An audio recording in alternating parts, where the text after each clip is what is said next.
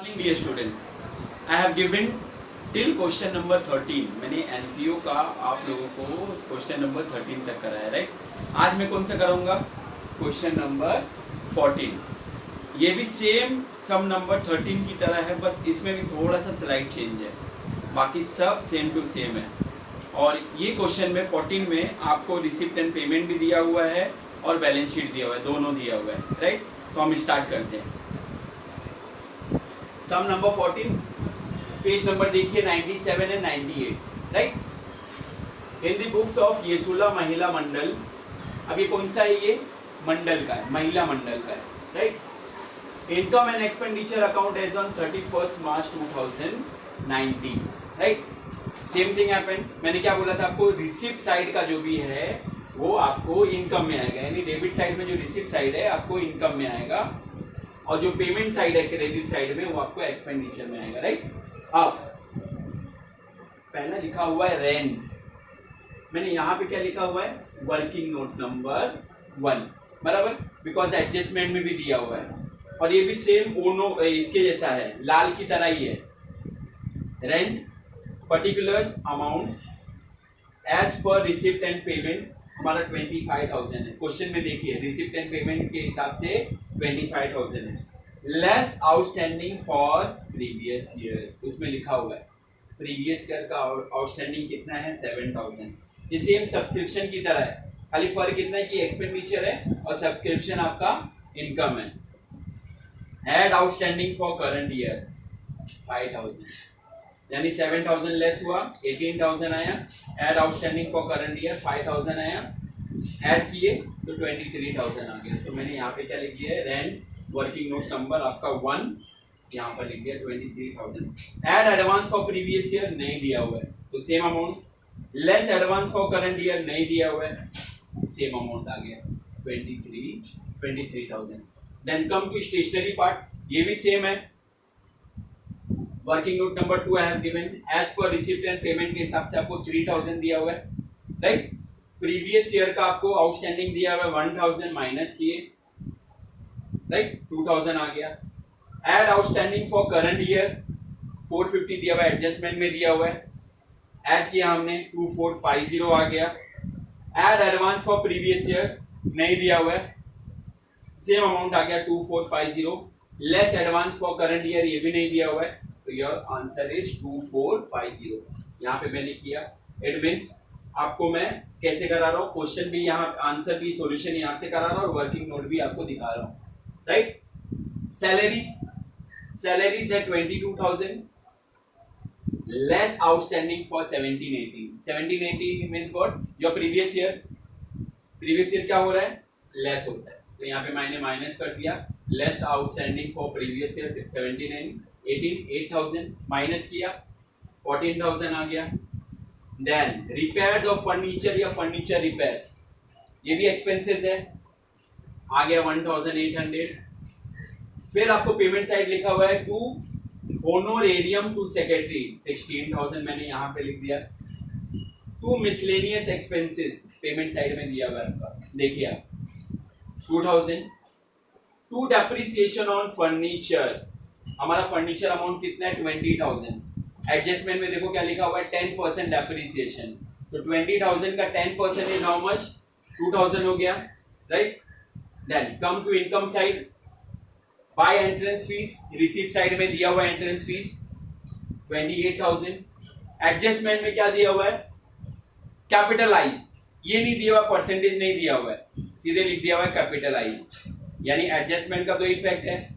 Capitalise पूरा amount मैंने minus कर दिया, आउटर कॉलम में नील आ गया। दूसरा effect, balance sheet liability side में कैपिटल फंड में ऐड हो जाएगा 28,000, चाहे वो एंट्रेंस फीस हो चाहे वो डोनेशन हो, अगर उसमें मेंशन किया हुआ है कैपिटलाइज तो उसमें ऐड हो जाएगा, right.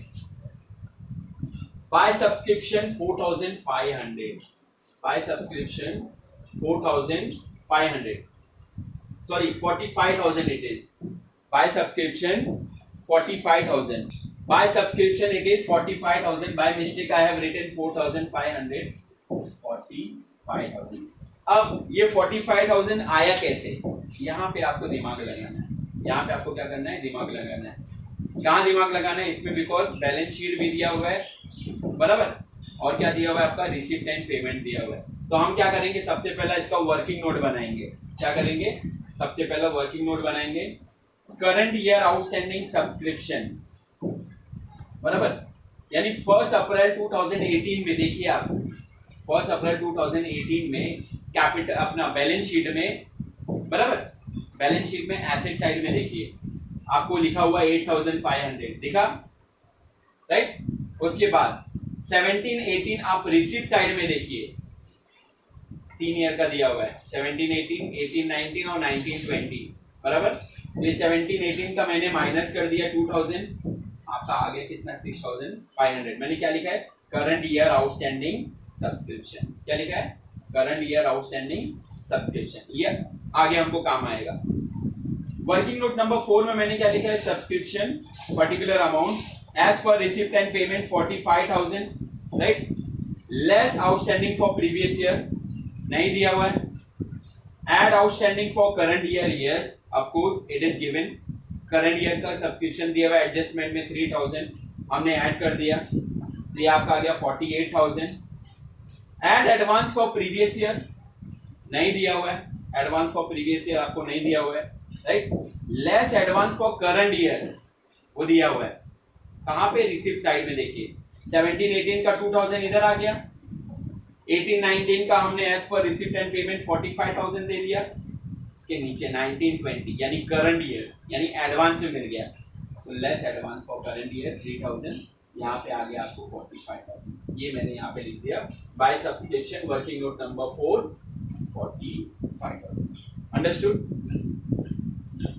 Next, by miscellaneous receipt, 5,000 ही आपको रिसिप्ट साइड में दिया हुआ है। By outstanding interest on investment 390 it is given, right. Then अब total of debit side 61,250 minus किया आपने, ये सबको माइनस किया, यानी इस बार पहली बार आपको डेफिसिट आया। जितना मैंने सम्स कराया था उसमें सरप्लस आया था, और इस बार आपको आ गया डेफिसिट 7860। कितना आ गया, 7860। अब ये डेफिसिट क्या होएगा, माइनस, सरप्लस क्या होता है, plus. Then come to balance sheet as on 31 March 2019, liabilities amount assets amount. सबसे पहला हम इधर आ जाते हैं, capital fund it is given 30,000, add entrance fees 28,000 add किया 58,000 हो गया, लेस डेफिसिट 7860 जो हमने डेफिसिट निकाला। अब टोटल आउटर कॉलम में कितना आ गया माइनस करने के बाद, 50,140। Next, outstanding rent and outstanding stationery, ये कहां से आया, ये आपका करंट ईयर का है। यहाँ पे देखिए कितना है आपका, 5,000, ये देखिए आपका करंट ईयर का 5,000, तो ये आपका इधर आ गया। स्टेशनरी का उसी तरह आपका 450 है करंट ईयर का, आउटस्टैंडिंग आपका इधर आ गया, ठीक है। अब यहाँ पे क्यों आया, बिकॉज ये एक्सपेंसेस है, अगर सब्सक्रिप्शन होता तो यहाँ पर आता, राइट। अब सब्सक्रिप्शन रिसीव इन एडवांस 3,000, वो आपको रिसीव साइड में जो दिया हुआ है 19-20 का, देखा 17-18 2000 था, बराबर, 18-19 45,000 था, 19-20 आपका इधर आ गया 3,000, 19-20 यानी एडवांस में करंट ईयर सब्सक्रिप्शन, तो इधर आ गया। दिस पार्ट इज ओवर, ये साइड का पार्ट कंप्लीट हो गया।